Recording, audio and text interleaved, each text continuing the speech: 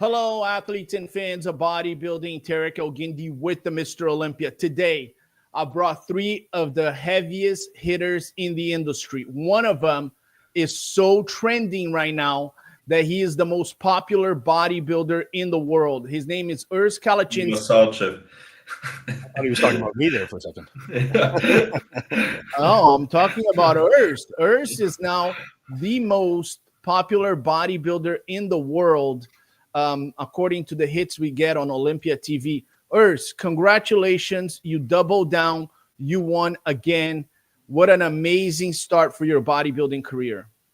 Thank you for that. It's good to be with the open guys now. No limits anymore. Very nice, very nice. I want to introduce my co-host for Olympia TV today. He is the best Canadian bodybuilder in the history of the sport. Nobody has won more pro bodybuilding shows than Ian Valliere. Ian, welcome to the show. Yeah, thank you for having me. Excited to be here. Yes, I also want to introduce one of the greatest minds in bodybuilding. He is considered to be the greatest classic physique body of all times, according to Linda Murray, Chris Cormier, Tim Wilkins. He is the mind, Milos Sarcev. How are you, Milos? Great. I can't wait to start this because this is the first time I'm going to talk to Urs, now completely different Urs that I know of.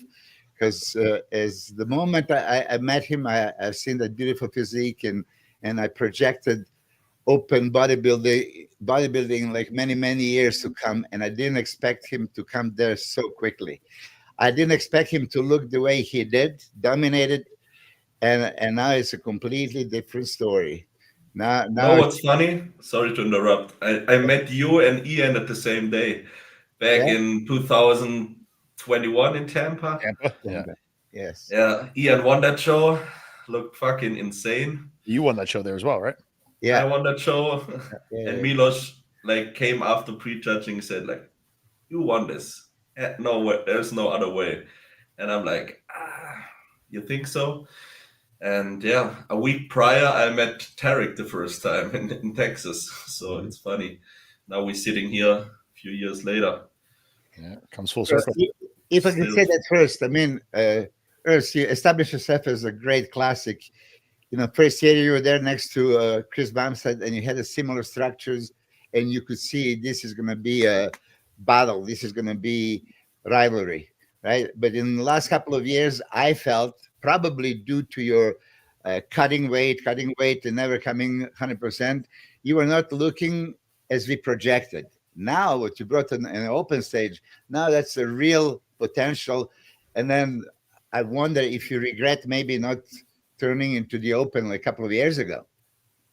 Definitely not. I'm not regretting anything. And I think the other way around, I think it was a smart thing to do, because once you decide I go open, a lot of athletes, especially younger athletes, think they need to go all in with everything, and then they blow up their physiques and also their midsections and also the lines they maybe had in the past. That's the thing Dennis James told me. Like in 2019, there were a few years where he pushed it way too hard, and then he turned from this beautiful physique more into a freakish physique. And I mean, you did it great, Milos. You competed every year and had short periods of off seasons where you improved maybe 1 or 2 pounds, but quality tissue. And that's what I want to do, because we all know bodybuilding takes time. And maybe I'm 27, but I started with 13 years old to train and to start to build up the physique. So I think the classic division and the few years I spent there was just perfect to mature my physique and learn to pose and learn how to stay and be on the Olympia stage and really earn that body and that next level. Because now the open class is it's the best of the best, it's the pinnacle of bodybuilding, and I'm so happy to be qualified for that. But back then I looked at Ian at the Tampa, for example. I'm like, no way. He's way too big. What should I do there? That was so far away from me. I mean, we all started somewhere and we saw that big guy in the gym and we all thought like he had like 18-inch arms or something, and we all thought like he's a crazy guy. And then a few years later, you get bigger than him, and then once from there, it's just a build up, you know. Well, it's funny because I went to shoot Ian and Chris Bumstead in Florida for Olympia TV a few years ago. And I asked Chris, do you ever consider going to Open? And he said, look at the size of Ian. Ian, what's wrong with you? Why are you scaring these guys? Big. Yeah, I got to keep Chris down in the class. I got to scare him enough to keep him down there because once he comes to the Open, he would inevitably beat me. So I had to scare him. Like, no, we're all too big and scary over here. You stay in there in the little boy class and let us big boys. So that was intentional. That was strategic to keep him from beating me. You know, I had to keep one up on him. I beat him as an amateur. So I'm 1-0 against Chris Bumstead. So I'm taking that to the grave with me. You know? Well, Ian, I have a question for you. Yeah, you're very analytical about bodybuilding. Do you think Jay Cutler is right when he says a lot of the great bodybuilders are in classic and even potentially in men's physique? And Urs Kalaczynski has proven that. Yeah, I mean, I think we've seen this in a multitude of different classes. I mean, you know, guys like from Classic coming up. I mean, we've seen guys from Men's Physique go to Classic, you know, and make a big impact. You know, we've seen guys from the 212 come to the Open, like, you know, like Haughty and Derek, and win the Olympia. I mean, there's obviously a ton of amazing bodybuilders kind of scattered throughout these divisions. And, you know, this is something that Fouad actually said on the podcast the other day. It's, you know, and this isn't to discredit, it's saying, you know, how people would say how much deeper the lineups were in the 90s and the early 2000s. And to a semblance, I do agree. But now you're just actually getting them spread across a multitude of classes. You have guys like Urs and Ramon and, you know, guys that could really make an impact, or Chris Bumstead that could make a serious impact in the Open, or Mike Summerfield. You know, there's guys out there that could really be amazing bodybuilders and are amazing bodybuilders. They are still bodybuilders. These guys are all bodybuilders. They're just competing in the classic physique division. Because I think, you know, aesthetics and good lines and great conditioning still takes you extremely far in bodybuilding, you know, and I think the muscle is something that can be developed, and, you know, those things can come in time. But I think if you have that foundation, you're already steps ahead of a lot of guys that are just trying to outmuscle their way into the Open, right? Milos, do you agree with that? I know you were in the podcast with Jay. You agree with that statement? We are missing some Open bodybuilders, some really great Open bodybuilders, because they're all in Classic and potentially men's physique. Well, listen, bodybuilding should be enhanced Classic bodybuilders, the way I see it. It should be the Classic physique but let them be bigger. Okay, because that's what we want: symmetry, proportion, aesthetic, shape, balance. This is how I view bodybuilding. So now, Chris Bumstead, as Ian said it, Mike the Badass, Ramondino, Urs. It was a beautiful physique. That's exactly what I call hashtag bodybuilding.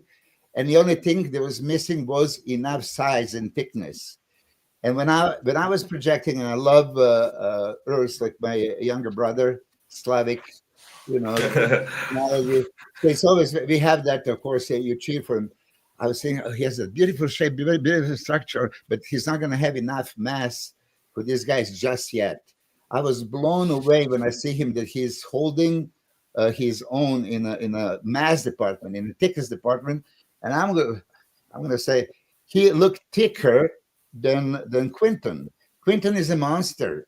Open division for 7 years, maybe, right? And we all know his quality structure and how much space he covers and real estate he have on his body. Standing right next to him, I said, oh, Urs is thicker pecs, thicker leg, thicker back. Now, back was not as detailed, but just in general, thicker legs. So if that was the first time I've seen those two guys, I would say Urs is coming from Open and Quinton is kind of coming from the Classic division. That was my impression. And I analyzed both shows. even though I have a different opinion. I think the first show you won very easily, Urs. In the second show, I saw that there was a little bit more battle, even though you both improved. Urs, you were like, as a text to Stefan, a couple of times you lost your leg separation in the front poses, a couple of times, and then side poses you were maybe not as convincing because you were too lateral, and he was turning around, creating a space and thickness, and they having this leg separation on the side. So I think he would beat you in front double biceps, even though your front double biceps was wonderful. Last spread you beat him, side chest he took over. Both back poses I've seen prejudging. Quinton, side chests could go either way, and then abs and thighs, you won on the merit of stronger legs and deeper abs, and then most muscular, you could get him, but it was much closer. At the final thing that you pulled up, that you beat him convincingly, but it was very close. I don't know what Ian and Tarek think about it. I was in my computer analyzing, and then I was sending my comments. It's funny to look on the videos and pictures because everybody who was like really there on the show, especially the head judge, just said like Germany package was way better, and that's also what I thought because we came in much tighter, and from the backside, especially in Italy, I spilled over a little bit, I would say. Because we just wanted to try to come in as full as possible, to try out and learn my body, to find really the perfect mix of everything. And now, with all the details and separations I have, I never look good on that videos and pictures. And like I said, on show day, everybody who was in that arena, like, had no doubt that I took the win. So it's always funny to look on the videos afterwards. It's also the same thing with the thing we spoke a few minutes ago with Chris and Martin in Prague. When I look at the pictures, it was like super clear for me that Fitzwater won, but I was there in the first row, and that changed everything, and I think we all can agree that you only can judge it 100% when you are there in person. So you felt you're easily winning. I want to know, Ian, and easily definitely not. Quinton is a crazy good athlete, and I think he improved as well from Italy, but overall the whole package in person was better for both of us, but I had to win. Go ahead, Ian. What was your perspective? Yeah, I kind of do agree with Milos to a point. I mean, from this is just me watching it from online. I think in the first show, Quinton wasn't quite as detailed, and I think that Urs' size was very overwhelming and very shocking for everybody because we hadn't seen it. And I definitely think that was a very overwhelming win for sure. I mean, he came out, it was not what people expected from the size department, and I think he just overwhelmed those guys in things that they didn't expect him to overwhelm people in. But like, you expect him to come and be really good with shape and conditioning, but when he was overwhelming guys with muscularity, you're kind of like, what the fuck is going on here? In the second show, I think 100% Urs was definitely tighter, but I think that Quinton definitely looked better too. So I think the gap was narrowed a little bit. I still did have Urs winning, and I thought it was clear, but I do agree with Milos that I think it was a closer competition than the first one, with Quinton being a little better than he was the first show. Yeah. I thought both of them were better in Germany than in 100%. Italy. Yeah. But I do, watching here on video, I do have Urs winning this show, and I do have him winning most poses. I mean, if we start with, I want to start with the front double biceps right here. Can you stop it? Stop it. Yeah. Front your legs. Stop that one. and separator. It's thing of beauty. Now, Yeah. Quinton is that aesthetic guy, like best proportional, and here comes Urs looking even more extreme X-frame and V-taper and smaller waist and thicker upstairs. So for me, Urs won that shot. Yeah, that's a Yeah. clear shot. Yeah. And I think it's good for people to understand. If you're looking at this shot here, one of the most fundamental things is you're looking at the flaring quads, which Urs Kalaczynski has better flaring quads than Quinton. And then if you look at the lats, right? The lats just seem a little bit wider right here on Urs Kalaczynski than Quinton. And, you know, it's sad because Quinton is a genetic freak. If Quinton fills up his frame, he's going to be, so tough to beat. But at this point, despite the fact that Urs is coming from classic, he's beating him on this pose with density. The lats look a little bit wider on the frame, and the flaring quads are also wider. So it's impressive that Urs Kalaczynski goes into the open and beats a big guy. He's tall, maybe a little bit streamlined in the beginning of his career with density. Yeah, and I think like when you look at this, his physique just pops a lot more than Quinton's here. You know, Quinton is going down on his midsection and he's losing a bit of pop through his chest on there. You know, he's losing some of the depth there where Urs has really great density to his chest on that front relax. Same here on the front double. You know, so I think there's a few things that are posing things, but also just muscularity differences that, you know, really makes Urs kind of pop out at you, especially in that front relax. Yeah. And Milos, you look here at the lats, it's pretty clear that Urs Kalaczynski's lats seem to be a little bit wider and more developed on the front double biceps. Would you agree with that? Yes. So you see, if this is a silhouette, black and white photo, you can just see the shape. But when you turn the light, now you can see the density and thickness. So even though, Milos, you're full of shit, how can you see the thickness? You can see that these lats hanging from Urs are thicker. So they're 3D against the 2D lats. You know, in general, two-dimensional against three-dimensional, which they're going to show when they turn around and to the back. He has a much thicker, okay? So, but this is one of the best front double biceps. Quinton has a perfect arms and tapered, separated quads. For his height, okay, maybe quads could be bigger and lateralis should be sweeping more. And I think that Urs is just about perfect. I'm blown away with his arms. I didn't expect that in a million years to happen this quickly. And I mean, his front lat spread. Okay, front lat spread is next. Front relax, front lat spread, and front double biceps. 3 poses that you start. Perfect. It cannot be better. You know, before I pause here, Ian, Milos, based on what Urs Kalaczynski has done, we really have no freaking idea how Chris Bumstead, how Ramon, how Mike Sommerfeld, how all these guys would look in the open. Chris never had an off season, kind of did it for fun after his Olympia victory. Yep. But we don't know how Chris would look. We don't know how Ramon would look.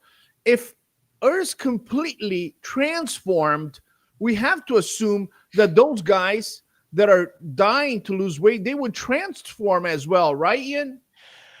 I agree to a point. I do think that Urs is a little bit more special case in this one because of how dramatic he was pushing down to make that weight cap. Like, you know, he was ready some years at, 255 pounds and cutting down to like 227, I can tell you with zero, like Chris is not pushing down that much, like Chris will be 265 in the off season and then compete at 242, like it's very different in terms of how dramatic the weight cut is.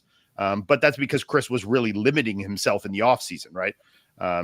So yeah, I think that we weren't seeing a Chris that could immediately change, I think, as dramatically as Urs, because Urs was pushing himself down and hindering his look so much because of how dramatic that weight cut had to be, where Chris or someone like that, I don't think is quite dramatic.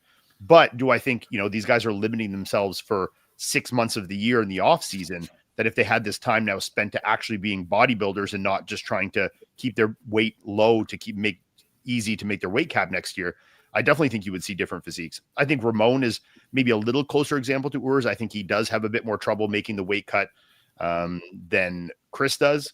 I don't think it's as dramatic as Urs is, but I still think that would be someone that, if he was given the time and, really didn't have to, put the reins on his weight, that would be a dramatically improved physique as well. Correct. Yeah. Yeah. No, look at this. This is just about perfect front lat spread. I mean, Urs, I was screaming when I saw this. Thank you. Yeah, I love legs to waist ratio, that's about the same size. And then flaring lats, thick chest, thick shoulders, taking a space. It's super symmetrical, aesthetic, and powerful. Quinton has a beautiful physique, but you can see he's missing some mass. You packed so much more mass and power. I always say chest is a power muscle, back is the power muscle. And if aesthetic guys have a powerful muscles develop like chest and back, all of a sudden now you have a open bodybuilder with aesthetic physique. Now you are contender in any pro show that you enter, and you are 2 times winner, and you're going to be contender every time you step on the stage, including the Olympia.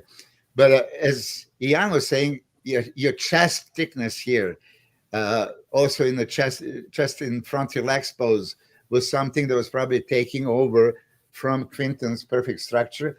Yeah, those are the points you're beating him, and here is clear for me. Yeah. No, I agree for sure. I mean, especially here, you can see it. I mean, Quinton's making some small posing errors. He's kind of caving in his shoulders to lose a bit of the depth in the chest, which is certainly hurting him. But he's obviously really trying to fight to get that width. But, we do know Quinton, like Milos used the word upstairs just needs a bit more density there, where Urs is not lacking in some of those areas. So it definitely shines in some of these shots, right? I'm just amazed that we used to criticize Urs in the classic physique for possibly not having big arms, and now he's got these huge arms. I mean, it's just like he was cutting muscle. I mean, he's just, and look at the legs. Look at the legs. I mean, Milos, Ian, look at the legs on this freaking German dude. Yeah, his legs are always off the chart. Go ahead, Milos. His legs are always off the chart. I was saying for years, if you see him full separated sided glutes, beautiful shape, but you put like 3 more inches on it, so now it's a super powerful legs. Yeah, I think between the classic and the open look, I just burned so much muscle I needed to really pop from, especially Stefan always says it right, from that 109 kgs to 102.5, I just lost like back and arms and a little bit of legs. So just all my weaknesses I had just got weaker, and that pissed me off. So I didn't want to do it anymore. Yeah, and I think that is historically what you see with guys. Like whatever part, is generally one of their weaker parts at the time. When they really push down, it's one of the things that will go first. Like even for me, when I would really push down to get the conditioning, my chest would just like completely disappear. My chest always sucked, but it would definitely suck even more when I was, really pushing down to get the conditioning, or, really to the extremes. Right. So, now that you're not having to push down so much, there's a little more life, and pop is able to be maintained for those muscles. Right. It's so funny now. We like hammering those low days. And then just the moment when we see my arms get too flat, we fill out again. And fill it out. Yeah. That's basically how easy my diet is now. You use those as your gauge, which is a good one to have, that you can use that now, right? Yeah. Now, Urs, on this pose here, the lower half, the glutes, the thickness on the quads coming to the sides, the hamstrings, everything is there. But going into the Mr. Olympia, once you hit this back double biceps next to Derek, next to Hadi, even Samson, who's improved, you're going to have to add possibly a little bit more width and detail for the back. What is your strategy to improve your back double biceps heading to the Mr. Olympia? I mean, first of all, I need to get the chance to stay next to Hardy, Derek, and Samson, which I would love to. Don't get it wrong. But yeah, to be honest, the time is what's gonna fix the problem. I train very smart and just extremely hard and work on those weaker areas, I would say. And yeah, let the time fix the problem. So it's my first open season. We can't forget that. And I mean, we just originally we just wanted to see, okay, where are you staying right now and where we need to improve a lot to be competitive. After the second win now and the road to Olympia, we definitely bring our best, but I can't wait for the next off season and then for next year's Olympia to really come fully open earth. Now, and I have to ask a question. When you were doing your off seasons as a classic competitor, how much were you having to limit yourself in terms of food and, you know, pushing your weight up? Like, were you really trying to like keep the reins on it? Like, or were you just kind of letting it do its thing and eat and try and make progressions and then dealing with it on the back end during the prep? Or were you, you know, having that in the back of your mind of like, okay, I can't get to 290 pounds because I got to make 230 here in 10 months, you know? Like, where was your kind of mindset with that in the off seasons? So with that, it's basically, I don't need to eat much to grow. So with 3,500 calories, I'm already growing until like 250, 255.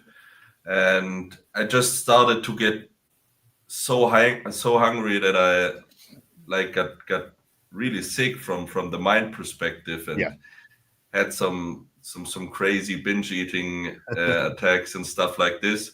And then I was pissed on myself and went on this Stairmaster for 3 hours straight. And yeah, that just was super taxing for my mind. But with that up and downs, I ended up like my biggest was 280. Yeah. And it wasn't super fat. So and yeah, with all supplements, we already stayed out, you know, to just try to limit the growth in the off season. But then also my coach saw like, okay, there is no way, not only for the body, also for the mind, he needs to get like be opened up and get all the boundaries away to really start to grow. Yeah, I have a question here. Milos. Is this pose, I think this is his best pose. His best pose is a front lat spread. I agree, front lat spread, yeah. I think this is a second, but I think the front lat is his most impressive for sure. I'm going to say something controversial. Yeah. I think this pose by Urs Kalaczynski is Dorian Yates-like. Yeah, well, on this pose, I can take that comparison. I do. I don't like the comparison because they're nothing alike. But expect that the blonde hair, white guy, you know, has tons of muscle. The face, brother, the face. Face, yeah, the structure. Yeah. You know what? Your structure changed. You became a man. You became the. It's exactly what my mom said to me. Like, now you're a man. You need to do open. Yeah, you get that jump and stuff. No, for real. She said that to me. Yeah, no more boy. 27 now. You're getting older. You're becoming a man now. Start with time for real bodybuilding. So in this pose, don't be this child anymore. In this pose, there is similarities. There's no question about it. I agree. With Urs having a better legs, better quads, Dorian having crazy calves that you cannot miss. Midsection of Urs is better than Dorian.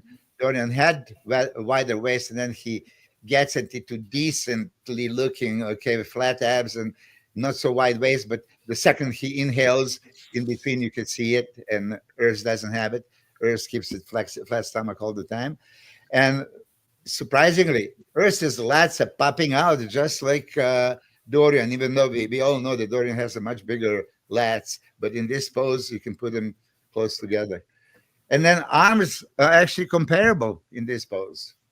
Dorian didn't have the greatest arms on earth, right? So it's not like, oh, he was overwhelming him. I was thinking that Quinton having a crazy arms, this is going to make Earth's arms small, but it didn't in most of the poses. And I would encourage you, if you can actually go back to the side chest pose, I want you to analyze side chest and then side triceps. Yeah. Back even farther. Mm-hmm. Oh, that's side triceps. Okay. Two more poses back. There you go. Okay. So I want to hear Ian judging this, and then you, Tarek. How do you judge this? In terms of the whole pose, or just looking at the arms? No, not arms. Pose. Who wins this pose and why? Yeah, I mean, this is a closer pose. I mean, I think Ur's lower body definitely has a lot more width there. There's some more density in the chest. I do agree with what you said at the beginning. I think how Quinton poses this, turning a little more and showing that shoulder to shoulder width definitely gives him an advantage here of taking up space on stage. And you can see that back arm, back shoulder a bit more. So you can have a bit more perceived depth and density to the pose, which I think Urs has. He's just not displaying in this moment quite as well as Quinton is. But like the discrepancy in the arms here, I mean, if anything, I think Urs's arms kind of look better here. The depth in the chest, I think the biggest difference here is the position of Quinton's back arm and shoulder. You're seeing that back arm really popping up against the chest, and you can see the density there. And then he's showing, a bit more shoulder to shoulder width with that, which I think it makes a big impact, right? So what is judged here? That's my question, because of course I'm a chess player and I'm super strategic with like who I'm competing against. And I thought like, okay, he gonna come in with this huge, crazy arms, but his chest lacks a little bit. So I rather don't take so much space, because from the width perspective, he could angle me out. Of course, he's wider than I am. So I stay more tighter, locked in, but blow the judges with my arms away. Because when you twist your upper body more into it, your arm also gets like smaller. And yeah, which you can see with Quinton's arm here. I mean, he is losing on the front facing arm. He is losing a bit, but he is gaining a lot of shoulder to shoulder width, where you can see that back shoulder and back arm. So is it about the shoulder to shoulder width? Well, guys, let me just when you hit your side chest, the first thing that you hit is your legs, right? You adjust your legs first. Yep. The judges, they have limited amount of time to look at your physique. So right off the bat, the first thing we are looking while you are kind of getting set to hit and contract the chest is the legs. Yeah. I guarantee you, every single judge was looking at the legs first before they actually contracted the upper body, because that's the nature of side chest. They set the legs, we look at them so we don't waste time. And right off the bat, Urs Kalecinski is winning this pose on the lower half. 100%. Undoubtedly. Yeah. I think Quinton could pose a little bit better here. In the legs, for sure. Yeah. On top, I still like Urs Kalecinski. Why? Because it seems to have more density on the chest. Yeah. The pose is called side chest. I actually think that Quinton is making a mistake here by pulling his shoulder back. It's making his upper body wide, but it's displaying his weakness, which is the chest is not looking as dense as Urs Kalecinski. I would actually recommend that Quinton bring back and show a little bit more density on the chest. And even if he can hide a little bit of his width, we know he's wide. He's going to look wider than Urs Kalecinski if he brings it back, but now he's assisting his chest. So him trying to emphasize his width was not in favor. If he posed exactly like Urs, he would still be wider than Urs, but now his chest density could be matching Urs Kalaczynski's chest density. In this That's what I thought. And you are right. In this pose here, Urs Kalaczynski is winning the top and the bottom. I mean, I looked at every single little detail and took notes on my phone from Tampa and Texas and how he posed, to really like have every competitor and then how he do in his pose. And then I see, okay, I get into the call out with this guy and this guy. And that's the way how I can expose him. That's why I never do like a crab pose against Quinton, for example. But I would maybe against another guy. And I thought with how he hitting his side chest, that was just better. Because also Milos, after prejudging, you texted me over Stefan, I should turn in more with my shoulder. And I thought like, I don't think that's a good idea, because then my front arm disappears, you know. Okay, let me tell you, in the prejudging, and this is not this video, I've seen that first, there was more striations and fibers on Quinton's. Like, is this finals video? No, that's Prejudging. The video that I was watching, but mine was very bright, and I could see there was things happening on his legs, and then when he would turn around, he looked bigger upstairs.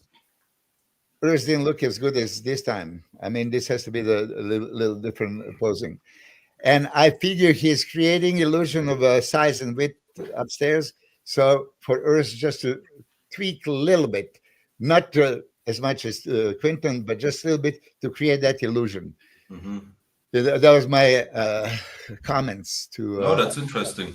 Yeah, I agree on both sides, because I see where Urs is coming from and wanting to display his strengths of, you know, showing the depth in the chest. And I do think that Quinton does lose some of that in sacrifice for showing his like shoulder to shoulder width. And, you know, it's like you're both trying to play that same game. He's trying to show extreme width over you, and you're trying to show, you know, chest density and that your arms are up to par, you know, with him. So I see it definitely from both sides. I mean, I think there's like a middle ground between the two. Like, I think that your arm could stay tucked and rotate just a hair more. And I also think that Quinton could rotate less, like Tarek is saying, and not be losing so much density in the chest and the arm, you know? So I think there's a kind of a middle ground between it, but I definitely still had you winning the shot. I mean, watching it here in the video, you know, when I look at the side leg, when I look at the depth in the chest, you know, but the one thing that Quinton, you do notice there is the silhouette of it being so much width up top, you know, to the waist and then to the leg, which just is an imposing silhouette. But when you look at it like muscle by muscle, I mean, obviously he's, you know, losing in some of those critical parts to you, right? For Olympia, it's hard to gonna prepare, because I don't know where I'm gonna stay, you know. I need to make a list of like all of those guys. Yeah. Well, sometimes it's alphabetic order. I mean, I've talked to some of the most experienced Olympians. They knew based on their name and where they were going to place if, you know, Nick Walker was going to be next to them, if Samson, Ian, Rafael Brandão, they kind of knew it. So, you know, the list is going to come out, and you can make some assumptions. Obviously, Samson is going to be the last guy who you're going to be on that first comparison round. Talk to me about your mental state. You know, according to your mom, you were a skinny kid in the classic, and now the entire world thinks you're the next Dorian Yates. What's going on with your mind? Honestly, I'm just happy to do bodybuilding the way I always loved it to do. I'm training full blown right now. I have super fun with the whole process and really enjoying it for the first time after many years of just starving down and looking on a weight scale. So actually, it's just amazing to do bodybuilding right now, and I can't wait for the Olympia in 4 weeks. And you know, just the whole team and the whole vibe and the full circle moment. I mean, hell yeah, I'm gonna train my last leg workout with Ian as well in Vegas. So that what we did 3 years ago, and it's just cool to do bodybuilding now. That's what's in my mind.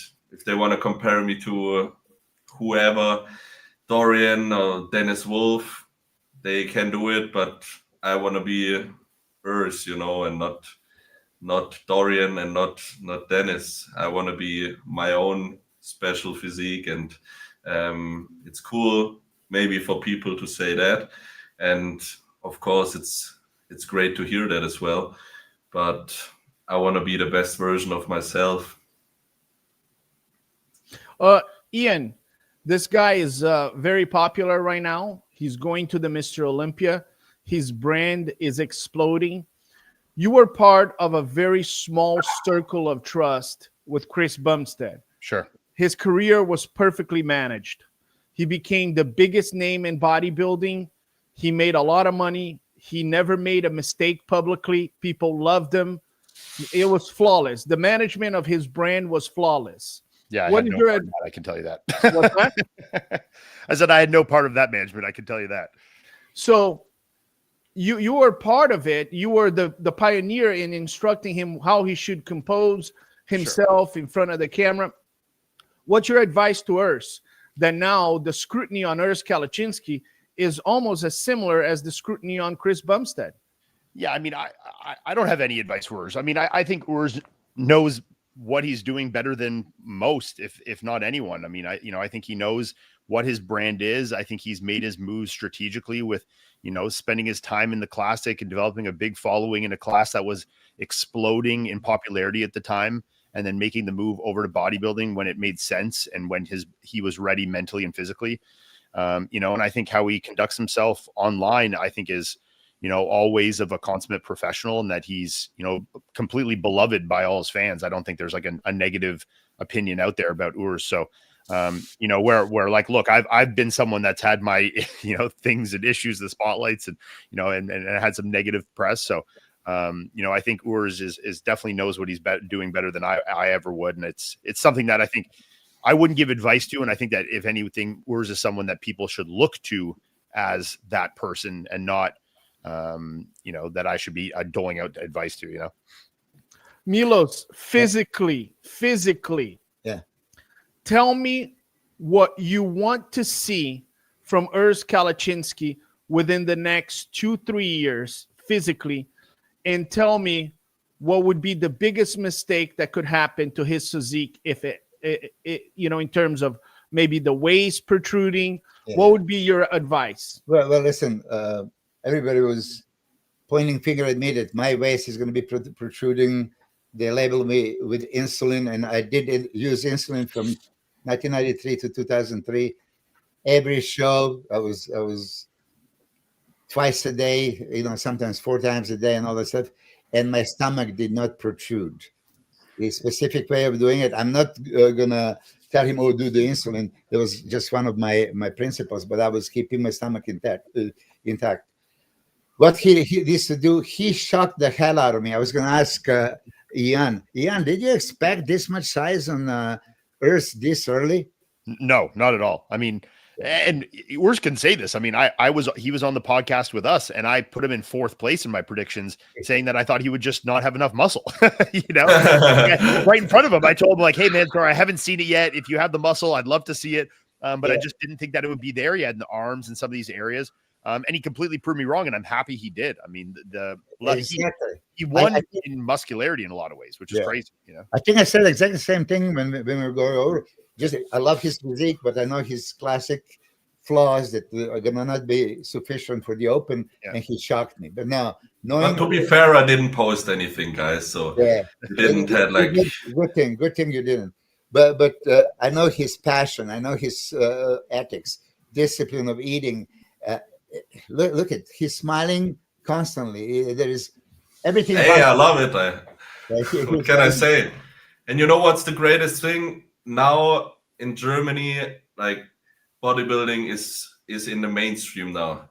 Okay. I mean, I get invitations for television and stuff like this, and that just blows me away. It's super cool. When you look at my Instagram dashboard, there are like 240 million people in the last 25 days, which is ridiculous. And that's what I love to see about like bodybuilding becoming a mainstream sport, and hopefully in the TV soon.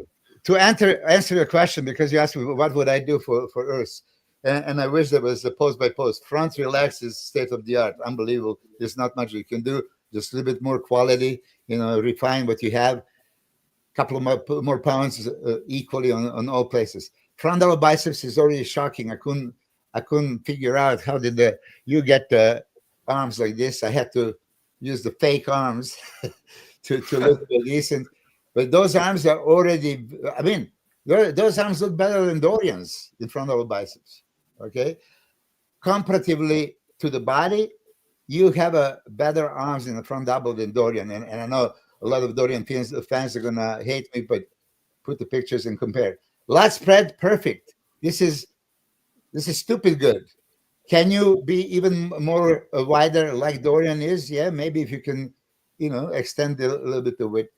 Wait on side chest. Side chest, I agree with you. You have so much density and everything, but there is still that little bit more twist and a little bit more squeeze for striations that can create a detail. Another, maybe you can bring intercostals and serratus that you have, like Sean Ray, like Robbie Robinson. Mm-hmm. If I can bring any detail that I don't normally have it's not going to cost volume anywhere, but it's going to be more detail, I would do it. Back double biceps, Germany is way better than Italy show. You show so much more detail. Yeah, now, it was more upright. Yeah, now the thing, just little cue. When you do the lat spread, okay, you have to almost put pinpoints on furthest part of the lats and try to push it as far out both to create the pain. Your top of the lat should be hurting, like almost cramping. That's what Steve also told me. If you feel this, you're going to be all the way wide. Okay, and then after you're all the way wide, then you can bring down for other details. But for some reason, sometimes I see that your lats are out, but not completely out. Biceps, okay, if you can create a little bit more peak and do more supination exercises and then keep squeezing them. I mean, it's good to have a detail. You have a more detail in arms than Quinton. And then you have more details in delts than Quinton and chest. So you can see those fibers. You can see the tie-in. If I'm advising Quinton, I would tell him the same thing, what to do. Where's that? I'm curious what the difference is, because obviously your conditioning does look significantly improved here. What was your difference in your body weight between Italy and Germany? Around 2.5 pounds, I would say. Okay, that's what it looks like. 1.4, 1.6 kg. Okay. So for Italy, we tried to carb up for 3 days, and I wasn't fully depleted. And like I said before, normally I don't need too much carbs to get full, but I just did what Stefan told me, and it showed. I mean, you were like blasting full. I was blasting full, bro. Like when you're backstage and you start pumping up and everything just like comes to life, you're like, I didn't even have to pump up. It was like just, oh fuck, man, I'm full. Yeah, exactly. You do two poses and you're exploding. You're like, oh man, I've done this before, And that gave me definitely some confidence. Yeah, maybe because it's also because why he did it. Now we just did a moderate 2-day carb up. Of course, I wasn't so depleted than before Italy, from the perspective, but I think he already has a game plan for the Olympia, and it was good to do 2 shows because a lot of people argued with me and said like, why are you doing the show? And one, it's because it was in Germany, and the second reason is just getting more data for the Earth Open class bodybuilder. And I love to watch the posts Milos did with his logbooks and putting everything in, like carbohydrates, supplements, everything. And that's what we do as well. And then we have so much data after a few seasons that you just can find the perfect way to peak for your body. How was that energy for you too? Like is this the first time you've competed at a pro show in Germany? Yeah, it was basically, the second time. It was back in 2019 where I did my classic debut in Germany. Okay, so obviously your career's changed a little bit since then. Yeah, but now it's just like, it was sold out and Yeah, that The must have been energy in electric. in this crowd was just freaking good. How is the Polish community treating you? They're doing okay with me. That's my mom there.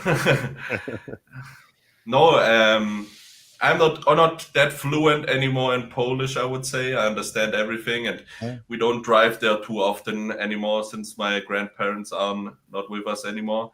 But I was there the past 3 years, and it was amazing to be there. But I wasn't really bodybuilding when I grew up, and we drove there every year, and we just came for family events and that's kind of stuff. But I love the Polish bodybuilding community because backstage I met, like, in this competition there were more Polish athletes than Germans. Yeah.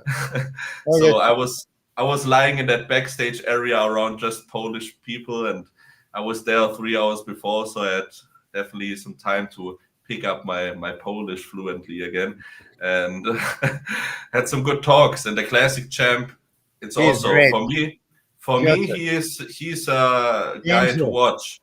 Danger. He's definitely a top 10 guy, if not I would say top 6. He's dangerous. I go with the top 6. It's incredible. He forgot But his look waist at the in back. Poland. Look at your back here. I mean, this is, for me, it's interesting to see when people are not trying hard and you just watch them back when they're walking, or you just lift the arms. You didn't really squeeze the back. There is so much muscle already. I should just don't try hard. Sometimes, seriously. Yeah. No, Stefan sent me this picture where I was going into the crowd and hit a front double biceps. And he said, like, just hit the front double biceps on your back shot because it looked so good. And I was just, from my classic times, I was just leaning back a lot. I just kind of did the Chris Bumstead style of back pose thing because it gave us more meat on the lat. But now everything changes, and most of the poses I barely could do a side tricep 5 weeks before because I had to learn all of the poses. Because I was never competing in open bodybuilding or in bodybuilding in general. So it was just a hard time to get my arm behind my back. And the shoulder mobility is definitely a thing I keep going on with working. And we have 4 weeks to get better and get a great showing at the Olympia. Hey, Urs, before we started the live, Ian said that you called Chris Bumstead and said, "Hey, let me know when you're ready. If you're scared of me after what you saw, that's okay." Is that correct? Tarek, we love you for that. You know that. Chris said, "No way, Chris, I don't want that smoke." You know. Yeah, Are you poking at Chris Bumstead after your 2 victories? You're gonna post those 5 seconds now, Chris. Come on, let's do the Olympia. Or are you scared of me? Yeah, there you go. Here you have it. Here you have it. Well, I gotta tell you, Chris has always been very, very supportive of all the classic physique guys. He actually posted that he wasn't surprised that you won the show. He said that there's a lot of guys that might be coming up. Chris is a great ambassador. I like to pick on him because he's such a nice guy, and I want to see the dark side of him. And he goes, "Only my sister and my brother-in-law see the dark side of me, Tarek." Even we barely see that. Yeah, he's the best. He's just a nice guy. Well, I'll tell you, public, he's not the best genetic in his family. I judge his sister, and his sister has better genetics than him. If Melissa had continued her figure career, she would have won Olympians. I mean, you should see what Melissa looks like right now. She lifts weights like maybe once every 3 months. And when I say that, 3 months might even be generous. Like, she doesn't lift any weights at all, like literally zero almost. She does, cardio and eats well, and she could step on stage. Like, she's almost in show condition right now. Like, cap delts, strided triceps. Like, she looks like she's 2 weeks out from a show and still looks like she has 90% of the muscle she had 5 years ago. And she's like, I mean, even when Melissa competed, she was, and that was part of the reason she didn't keep competing is, she was very timid with drugs. She was like take a 5 milligrams of Anavar and she's like, "Oh my God, I'm scared" kind of girl. you know, so that was part of it. But I mean, even without that, you know, no anabolics, not lifting weights, not eating a lot of food, she still looks like a Olympia level competitor. It's crazy, you know. I judged her, and I was freaking shocked. Yeah, I judged her in LA, and I was like, she's got the quads, she's got the waist, everything is perfect for her to win the Olympia. I don't know what happened in terms of her not competing again, but guys, if you go Eric, to, I think you want to have a family comeback, huh? yeah. me and her, Chris, we'll get Courtney out too. I mean, Courtney won Sure. the Bikini Olympia too. I mean, let's get her too. We'll get the whole family back on stage, you know. Okay, before we finish the live, we always have a segment which is called Tarek. I have here Leandro Otti. This guy is one of the biggest YouTubers in Brazil. Let's lose some followers. I'll start with you, Milos, because you've done plenty of lives with me. You started with 500,000 followers, and after you've done some lives with me, you've gone down to 250,000. This is your time to lose some followers and make some enemies. I'm master of it. And I know you're not going to back down. Of course. Knowing what you know now after these two shows, Mm-hmm. where is Urs Kalaczynski going to place at the Olympia? Between 6th and 10th. Ian Valier, you're not afraid of controversy. You're actually the king of controversy. Hey, I'm retired. I've had no controversy since I've retired. Okay, so keep me out of this. If you have to say, where is Urs Kalaczynski going to place at the Mr. Olympia? Where would it be? Yeah, I mean, I think he's somewhere in that 8 to 12 range. You know, I could see him, you know, comparing well with some of those guys that have kind of been in that range. You know, I think the top 6, I think making in 6, 7 is getting tough, but I think as high as 7 is not out of the question, depending what other guys look like and what he looks like standing next to them. So yeah, I see him somewhere kind of in that range, you know. Okay, guys, if you're an Urs Kalaczynski fan, go straight to Milos Sarcev IG page and Ian Valier and let them know exactly how you feel. Yeah, where do you have him? That these two guys picked Urs Kalaczynski to place 4th at his show, and he ended up winning the show. So this is not the first time that these two gentlemen We're always wrong, apparently. the Miracle Bear. Guys, it was about 2 years ago at the New York Pro where myself, Chris Cormier, and Bob Chikrillo, we had a conversation with Urs. And I got to give credit to Bob. He's already the most self-centered man in bodybuilding. He's not going to shut up for the next 20 years about it. But he was the first guy to say Urs should go to the Open. And I said, why? He's one of the most successful classic physique guys. If Chris Bumstead is going to retire, he's probably the next one in line. And I was shocked when I saw his physique in Italy.